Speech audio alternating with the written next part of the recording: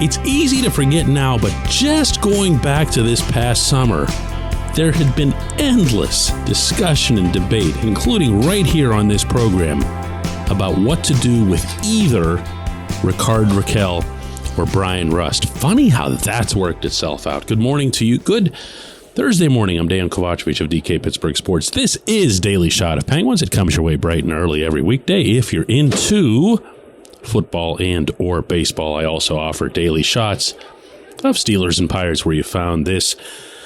I'm in San Francisco getting ready to fly home. It's been an eventful week. It's been fun being around the team for 9 straight days. It's not an opportunity that I get too often, covering all 3 of Pittsburgh's teams, but I feel like I learned a lot.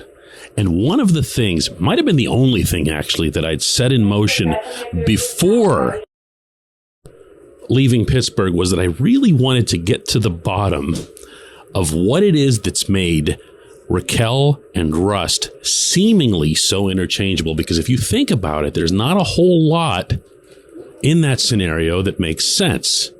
A, Rakell and Rust don't have a whole lot in common as wingers. Very different styles, very different approaches. Both team guys and all that other happy stuff, but not the same player at all.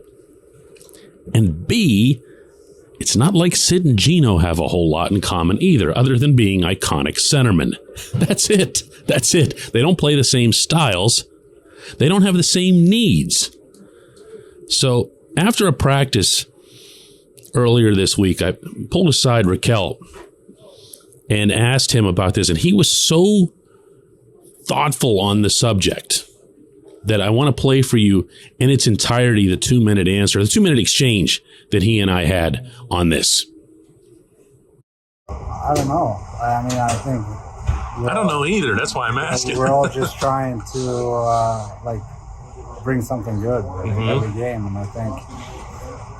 Rusty knows what he's good at as a player, and I know what I'm good at, and I think we're just trying to put ourselves in positions where we can be good, but also try to make our line mates better.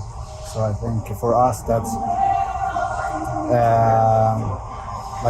do a lot of dirty work, but at the same time, when the chances are there, trying to do our thing and trying to beat guys out there. But do you have to change even a little bit your game, or do you think, because Sid and Gino are not similar players? Do you see what I'm saying? Yeah. Gino's going to come late. Sid's going to lead, you know? Yeah, I mean, and I know that.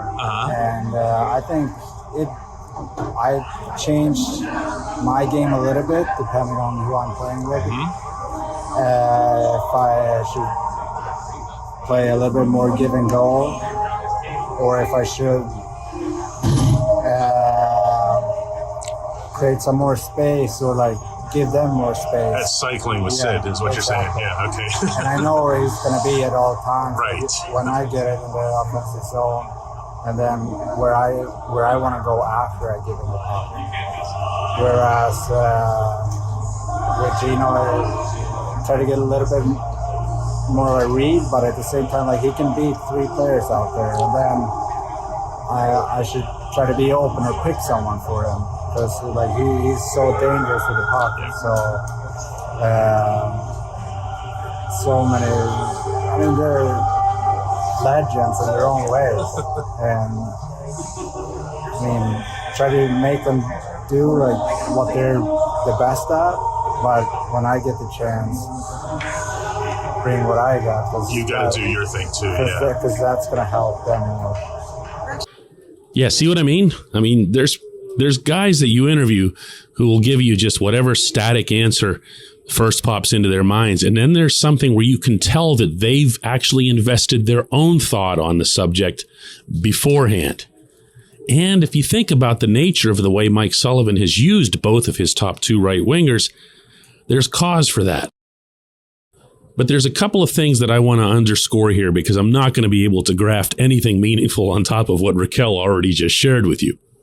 One, it's very much to the credit of both of these right wingers that for whatever it is that they've accomplished in the NHL, and I know neither of them's a star, but, getting to the NHL and then making it into a top 6 role is kind of a big deal. You can tell that effortlessly and selflessly they'll adjust their styles. You actually heard that from Rakell to the centerman they're playing with. Now, some of that's just common sense. You're out there on a line. You want to make sure that you're compatible with whoever you're playing with under any circumstance. But everybody's got something they like to do, and they've got stuff that they don't like to do. And between these two right wingers, they found a way to go out there and work with whoever and however. If it's Sid grinding along the boards, if it's Gino coming in late on the rush, whatever it is, their focus has been to benefit those guys because, in turn, it can benefit them too. The other point I want to make, and this one's kind of important, because I ride Ron Hextall pretty hard on this show. I mean, I get on his old, the Jeff Carter and Kasperi Kapanen contracts, the Seattle expansion draft fiasco. It's a list, okay? But I feel like it's worth giving credit to the GM now that we've actually seen nearly 2/3 of this season, for signing both of these players, because he easily could have lost both last summer. These were both good signings, and I know Rust hasn't scored goals the way everyone wants, but all the chances that he gets, you and I know, both of us know, that he's going to put the puck in the net with some ridiculous frequency in the very near future. He's always done that in the past.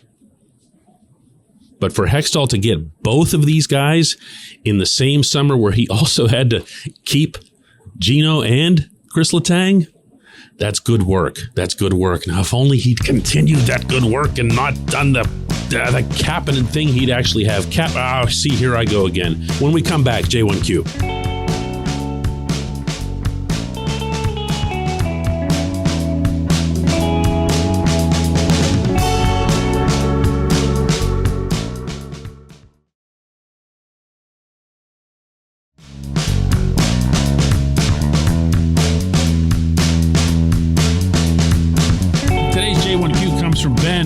Who asked, why doesn't the top power play just dump and chase? It seems that little blue line pass they do gets disrupted every single time. Well, Ben, it's not just the little blue line pass. In fact, most unfortunately, you've got to pick which little blue line pass you're referring to, because they do a couple of them. One of them is the old Phil Kessel play. The drop pass at center ice, and then Phil comes late, and he skates into the zone because he can wiggle his way through any kind of traffic. Well, the Penguins don't really have that guy. They don't have an Alexei Kovalev or a Sergei Gonchar who could just gain the zone on the power play as if it was rolling out of bed.